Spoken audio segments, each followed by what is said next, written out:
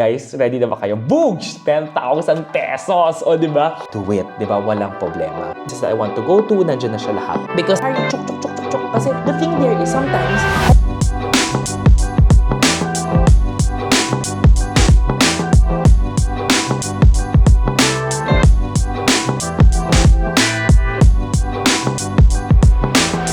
now, here will be all about your necessities. Some necessities na very important sa akin, number one, definitely is travel insurance. I stress travel insurance so much because sobrang importante niyan. And all of the times na, let's say, na-conwood, syempre, nagamit ko siya, guys, it really covered everything. It covered the medications of my dad noong time na yon, even the hospitalization ng dad ko when we were in Korea. We don't want to use it, diba? You don't want to use the insurance. But if kailangan, at least you have it. And that's one thing that I want to say na nagamit namin siya. And it really covered, diba? That was around 15,000 pesos, 100%. Basta napakita namin lahat ng mga certificate, tapos yung resibo, lahat ng mga cost. Return ka agad siya. Ang bilis. So, I personally go with insurances like AXA. AXA Smart Traveler is one of my favorite. And you guys know that I always work with AXA because I trust the product and I believe in the product. And it really has malaking coverage, diba? It's as much as 3.5 million pesos. One of the highest out there. Especially if you're going to Schengen countries, first world country, I recommend kunin yan. Mahal kasi talaga magpagamot doon. So, knock on wood, covered ka dyan. You also have options like GCash. Meron siyang G-Insure inside the GCash app. That's also easy for you to get as well. But don't forget to get it a day before. And then second, you have options like eSIM, Pocket Wi-Fi roaming. I am the person na I don't really like using Pocket Wi-Fi. So nakita nyo guys, I don't usually have any partnership with Pocket Wi-Fi because I personally don't use Pocket Wi-Fi. Hindi ko siya gusto because I don't like returning the device. Diba? Ayoko yung physically, sasoli ko, kukunin ko pa siya sa airport. Ayoko. So that's why I personally use eSIM. Sa Klook, if you're going to look here, the mga screenshots ko dito, guys, meron naman tayo dito eSIM. Directly can book with and buy it via your Klook app. Okay siya. I also have Airalo here. Si Airalo naman, I have my promo code here. You can get $3 on your first purchase if you use my promo code. And guys, I will also get $3 there para at least alam nyo rin that if you use my promo code, I will get $3 there. And then, roaming, diba? I do use Globe. So there are times where I really use and need roaming kasi paminsan gusto ko i-on na lang siyang device ko. Mabilis lang naman ako dito. There are so many packages in Globe roaming rin. $399 siya ngayon for the one-day roaming depending on the country you're gonna go to or almost any country na partner niya. But of course, may mga go roam packages rin naman siya. It's like 1,000 pesos for 10 GB, tapos 1 week siya or 15 days. It depends. If I'm not mistaken, sa Thailand, nasa 600 pesos lang siya. Then parang malaki rin yung data that it will give you. So, depende siya sa'yo. Other telco network, baka meron rin siya. I haven't used it, but those are the options ko. But I'm sure meron yan. And then, for a third thing that you need to do is definitely your money. I usually have my money system. Kung napanood yung video na to, diba yung my money system na to, I do have a little few US dollars there. Kasi kailangan ko just in case I need money or cash. But a lot of the times, it's just my GCash card. It's the GCash card I can withdraw. A lot of countries, walang withdrawal fee siya and maganda talaga yung rate niya. I did so many tests there. Panood nyo rin yung previous video ko here, diba?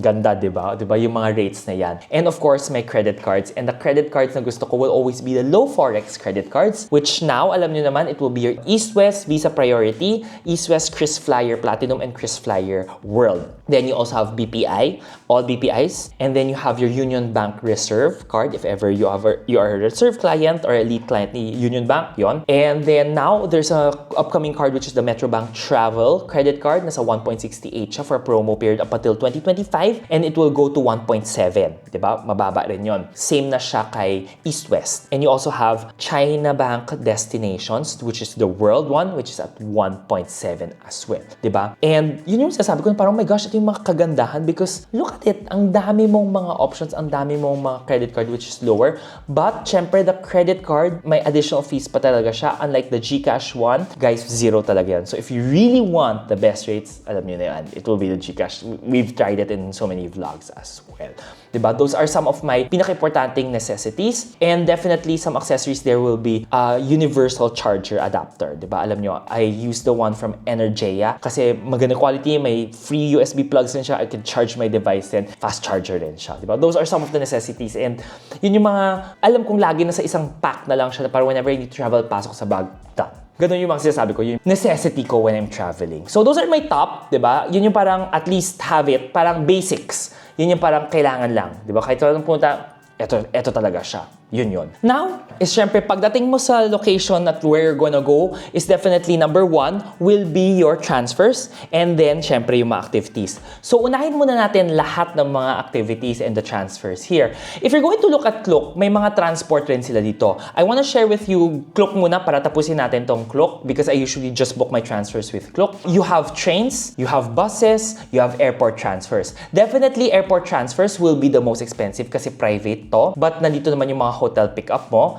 Or, you can always go with trains or buses. Diba? Airport trains, buses, marami siya. For example, if you're going to go to Japan, and then you're going to look here, guys, diba? Click on Japan. Okay, let's click on Japan. And then here, you go to Osaka. And then click on search. Ilalabas nila dito lahat ng mga options mo. So if you're going to look into your trains here, diba? If you're going to go to Kansai Airport, ito yung meron ka. 497 is your parang train from the airport to the city. Diba?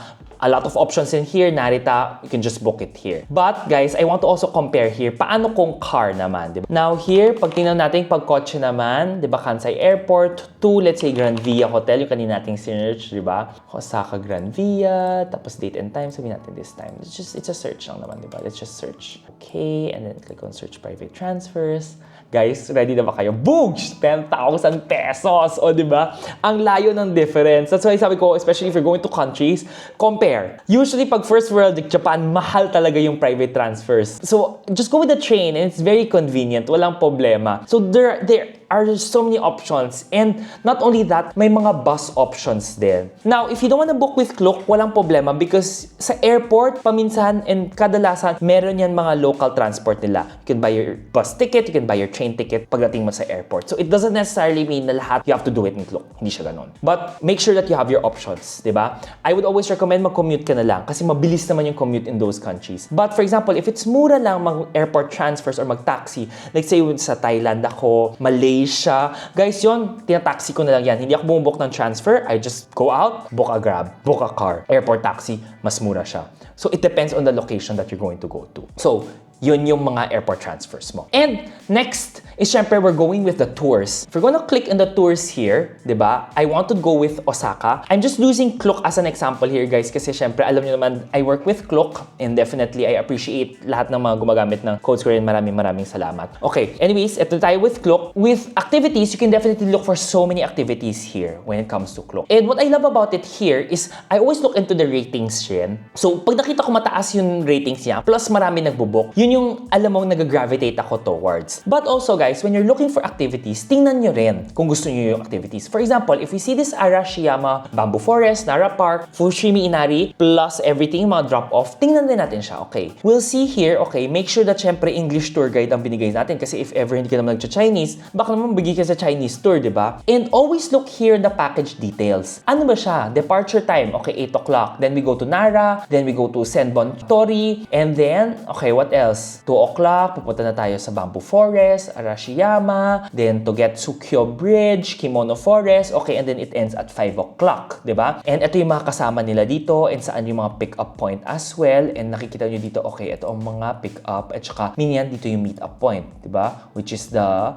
Kintetsu ni Pombashi, ito daw yung pick-up point mo. So, yun yung mga kailangan natin tingnan din when you're booking activities. And when you look into this activity, okay, alam ko na this is a whole day activity kasi 8 a.m. to 5 p.m. siya. So, ipa-plot mo siya sa schedule mo. Yes, G ka ba dito? Kaya mo ba? Kaya ba ng schedule mo as well? Hindi ba ganun ka gahol sa oras? And then, look for the availability here. Okay, so for example, ang trip ko will be January. Meron ba siyang schedule? If ever meron, pwede kayo mag-book. Diba? Ganun nyo siya gagawin. So, make sure that you also plot your activities as well. Kung paano nyo siya pupuntahan or titingnan. Definitely important rin yung makita nyo, okay, activities to. Now, when it comes to full day activities, yung mga Klook activities, ito, I always recommend it for people na wala nang gustong isipin. What I love about activities and bakit nandito yung mga activities na to, it's because hindi ka na pinapahirapan, di ba? All the things that you need to see is already here. Ginawa na nila siyang tour para sa'yo. Now, on the downside, what I don't really like masyado about the tours, it's because, syempre, sabay-sabay kayong pupunta. Sabay-sabay kayong aalis, and also, you have meet-up times. What if, for example, ay, gusto ko tumagal dito sa Arashiyama Bamboo Forest, di ba? Ayoko naman pumunta pumunta ng Nara Park. You cannot because it's a tour. Sabay-sabay talaga kayo pupunta, 'di ba? That's why yun yung kailangan mo rin tingnan. Are you the type that you wanted to do na gusto mo, wala ko iniisip, magtutour na lang ako. Sasakay na lang ako, that's lahat, pupuntahan ko na. Or are you the type na, ayoko, gusto ko, may choice ako, gusto ko, ako lang gumagawa. Then, that's the time you have to go with DIY, which is, ikaw pupunta, may mga change yan. And a lot of the times, guys, there are options. You don't have to worry about it kasi may mga options to do with DIY. For example, going to Nara Park, nagawa ko yan mag-isa, nag-DIY ako dyan. Arashiyama Bamboo Forest, yung mga bridge na yan, nagawa ko rin siya mag-isa. All I have to do is just buy the train tickets. And not only that, for example, there are times here also where there are train tickets, let's say going to Osaka, na marami or parang meron siyang unlimited train. For example, Osaka, I'm going to search here, Osaka train, unlimited. Kyoto and Osaka, ito, sightseeing. O, diba? So, meaning ito, you can see here that if you're going to look into Kyoto, lahat ng mga kailangan mong tingnan, nandyan siya. O, diba? For example, this Kyoto sightseeing one-day pass, valid for one day. Ang dami ko pwede puntahan. Fushimi Inari, diba? Nandito yung Fushimi Inari Shrine. Diba? If I want to go to Kiyomizu, yung temple na yan, nandito rin naman siya sa Kyoto. Diba? So, you can go to so many more places if you do it alone rin. Yes, meron siya dito sightseeing pass, which is usually unlimited. And then ito guys, DIY kung DIY ka. But also, nandito rin kasi yung sa Osaka mo. So, from Osaka, from wherever location you're going to go, okay, Boogs, kaya niyang ikutin here. If you're going to look into Kyoto, Osaka, yes. From the area, for example, Yodabashi, diba? Nandito rin naman siya, pwede mo, or Kyobashi, pwede ka doon sumakay if nandun ka galing ka Osaka, and then diretso ka na to Kyoto. O diba? So, sabi ko, ang dami mong pwedeng gawin, ang daming options available as well. So, it doesn't necessarily mean na hindi, ito lang yung options mo. There's so much. And of course, one thing here na who I super love, definitely when you're going to look into all of these different DIY guides, diba? Alam niyo naman natin, the OG, syempre, the Poor Traveler. So, the Poor Traveler, si Yosh at saka Vince, they have so much guides, updated yan. And what I love about these two, guys, talagang they update their guides. They usually go back again to the country kasi titingnan mo talaga yung guide. And I'm telling you, ever since bata talaga ako, bata pa rin naman kami.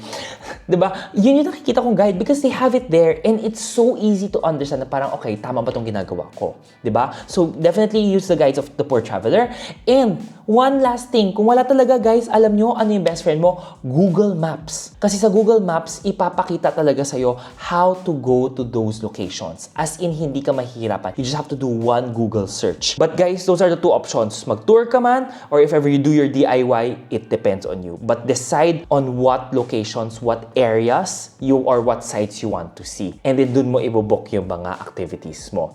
When it comes to activities, mapa-DIY or mapa-clock yan, usually hindi nagkakaiba yung presyo niyan. Hindi siya tulad ng hotels and then flights na talaga yun yung pinaka-importante kasi dun talaga nagdi-differ ang presyo ng flights at saka ng hotel bookings mo. So yun yung kailangan yung i-watch out lang. Okay, guys, now will always be budgeting. Ito, I kind of love this topic about budgeting. This budgeting will really depend on you. Ayoko magsabi ng ito lang talaga tama, ito yung mali. It depends on you. Kasi some people like to buy pasalubong, some people don't like buying pasalubongs. I am guilty of buying so much pasalubongs nung bata ako kasi grabe talaga ako bumili, tapos hoarder talaga ako, parang dami kong bibili, iuwi ko, tapos paminsan hindi ko na nabigay sa mga tao. So, hindi ko na rin alam kung magagamit ko ba talaga to. But it depends on you. So, budgeting, you have to make sure na magkano ba yung total pocket money mo, 'di ba? But what my recommendation here is always unahin mo yung mga food mo. I do not eat breakfast. I usually don't eat breakfast kaya kung walang hotel, free buffet breakfast sa hotel, it's okay. I don't need it kasi paminsan, 'di ba, mas mura pa yung hotel ko. And pwede ako bumili sa labas, mga convenience store, it will be cheaper. But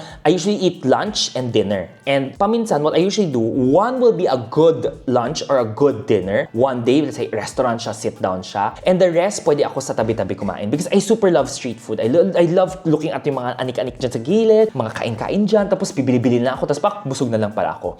Or if ever ko tamad na tamad talaga ako, I usually just go to a konbini, di ba? If I go to Japan, bumibili lang ako sa konbini, tapos na. Hindi ko naman kailangan kumain ng sobrang mahal. But it will depend on you. So the budget for your day, tingnan nyo kung magkano yung mga price ng food as well. And a lot of resources online will also show you kung magkano yan. I personally limit myself when I go out and eat, di ba? Nasa 500 to 1,000 pesos yung meal ko. Let's say yun yung restaurant price ko, 1,000 pesos. And then yung mga halo-halo whatever sa street ko, let's say a few hundred pesos. Yun yung for my meal. Importante sa akin yan. So, again, it depends on you. You can go as cheap as, let's say, 500, 300 pesos a day my meal. But also, tingnan nyo rin, it depends in the country. For example, if I'm in Bangkok and I eat sa mga street food niyan, guys, usually 300 pesos, 250, tapos na ako. Diba? Ang dami ko na nabili niyan. Mura. In Japan, if I eat in restaurants, definitely paminsan nagiging 1,000 pesos yung isang meal ko sa restaurant. Plus yung mga let's say, konbini or street food ko nasa 300 pesos, yan 200 pesos. It depends. So, ganun ko siya binabudget. So, for example, if I'm going to Japan, I usually allot, let's say, 1,000 pesos, 1,000 to 2,000 pesos for a day. So, kung 1,000 pesos yan, 7 days ako, 7,000 pesos, or kung 2,000 yan, 14,000 pesos. It depends, guys. It can be on high side, it can be on low side, it depends on you. But, ang gusto ko sabihin dito, there are always options. Hindi lang siya lahat mahal, merong mura. And I'm telling you that hindi porket mura gusto mo, you just eat in the convenience store. That's not how it works. You can find cheap, good food. You just have to look, diba? And usually, it's just a Google search away. And guys, let's say, chicken nang doon sa mga convenience store, nasa 100 pesos yan. But guys, may mga street food sa labas, mura rin, masarap rin. Thailand, I buy boat soup, yung mga boat noodle soup, guys, sa street, 60 baht lang yan, or even paminsan 50 baht lang siya.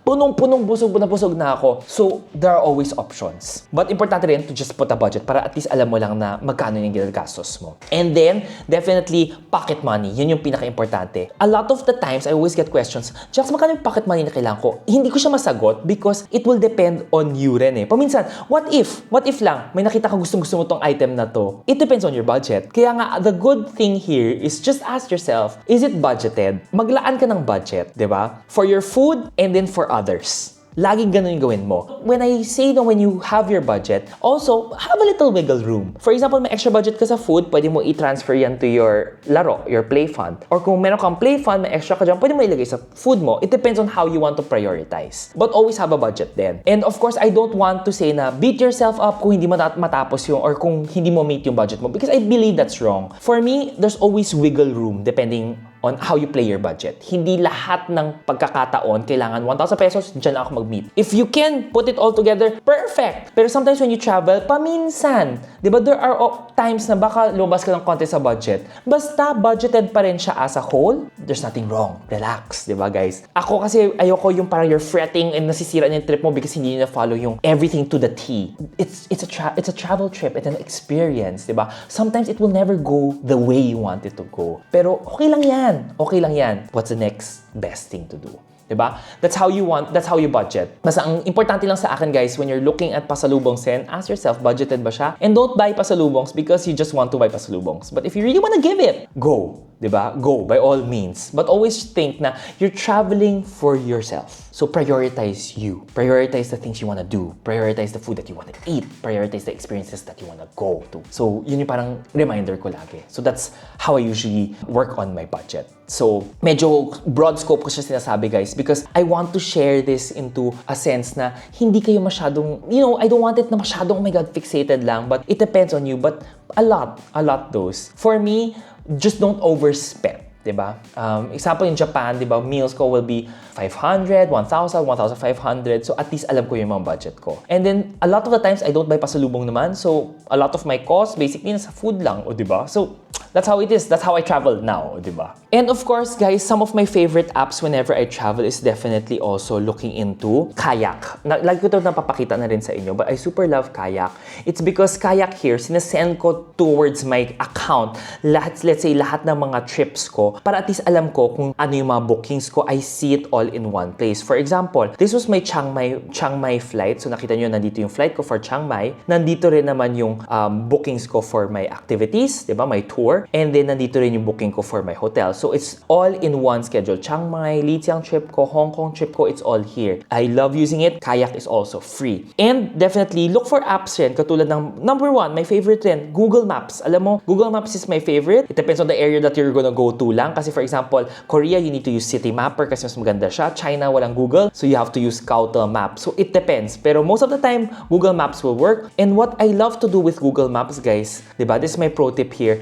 sinasave ko na lahat ng mga gusto ko puntahan. For example, sa Fukuoka, lahat ng gusto ko tingnan, lahat ng gusto kong temples na puntahan, lahat ng mga food ko, pinupuntahan ko na siya. And for example, a lot of the times, I actually don't go with a lot of tours. I do it myself, DIY ako. Because paminsan, I just go 1 temple, 2 temples, tutuhugin ko siya, and then relax na ako. And I like to wake up late kasi that's why, syempre, lahat ng tours naman maaga yan. Pero kung wala akong choice, di ba, the most cost-efficient and mahirap siya puntahan, I would go with tours. So it really depends on you guys. Walang right or wrong. That's one thing I want to remind you. And guys, lahat siya, di ba, naka-Google Map siya sa akin. So whenever titingnan ko yung Google Maps ko, lahat ng mga places that I want to go to, nandiyan na siya lahat. Because lahat sinave ko na. O di ba? So at least pag titingnan ko, okay, ito yung mga places na gusto ko puntahan, ito yung gusto ko kainan. Lahat na sa Google Maps ko na siya. Naka-save na yung point net. Para pag titingnan ko, malapit ako dito, I can go here, here, here. Natuhog ko na siya. Di ba? And when do I usually do this? Let's say a few days before my trip, doon ko siya gagawin. Research ko na lahat ng mga gusto ko puntahan.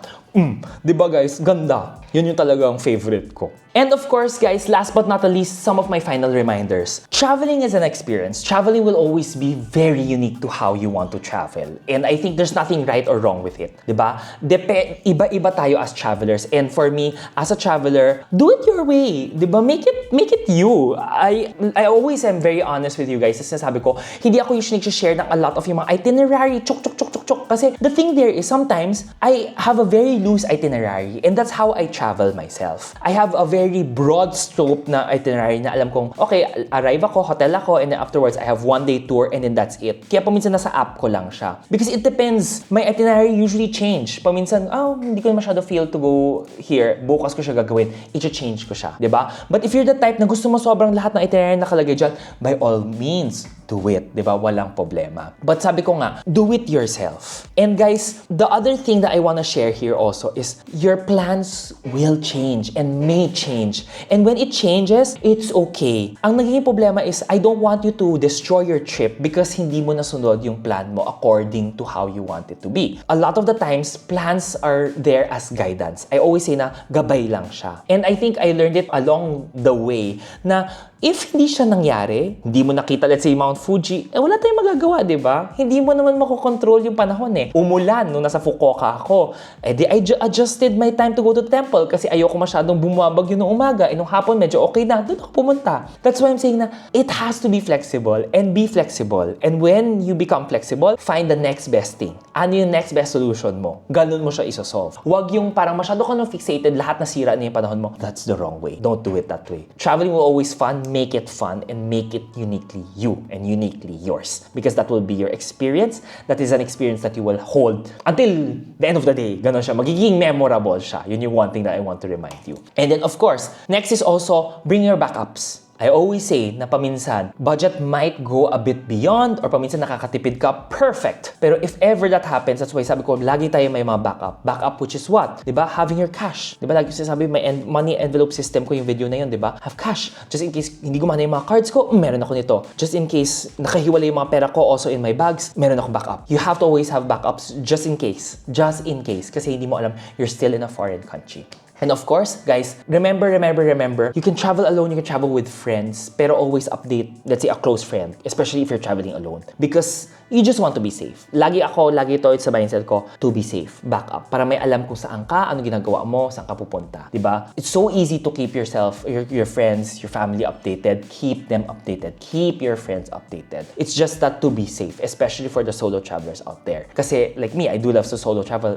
I update my friends. Kinakausap ko sila para at least alam nila where I am. And of course, last but not least, before I end this vlog, guys, maraming salamat for all of your support. And, I created and I made this video talaga. And sabi ko nga, I wanted to be very kwentuhan type. Na I wanted to have tips and tricks here. Because this is how I usually do it na I wanted you and I want you to customize it to how you want it to be, how you travel. Hindi ko pwedeng sabihin na ganito lang kayo mag-travel because I believe that traveling is something unique. It has to be customized. It's the same way na tinatanong niyo, Jackson, yung best credit card. Wala ang best credit card. It depende sa lifestyle mo kung ano yung best para sa'yo, di ba? It's the same way with traveling. Kaya, guys, lahat to, take the tips kung ano man useful sa'yo and I hope naging helpful siya. If ever may hindi pa ako na-cover, comment it down below para at least pwede natin pag-usapan, di ba? Baka gawa tayo ng next video. But maraming salamat sa lahat ng suporta nyo, guys. You do know that I super appreciate every time you converse with me. And syempre, you support me, you hit that like button, you share these videos. And talagang, guys, I always say, pag nakita nyo ako, huwag kayong mahiya. Kausapin nyo ako, kausapin ko kayo. Baka paminsan mahiyain lang talaga ako, very tahimik talaga ako in public because I'm very introverted rin. But yun yung gusto ko i-share sa inyo. Maraming salamat again. And enjoy your trip. Plan it at least while using the tips that I was able to share. Maraming salamat. I'll see you in the next vlog. Bye, guys!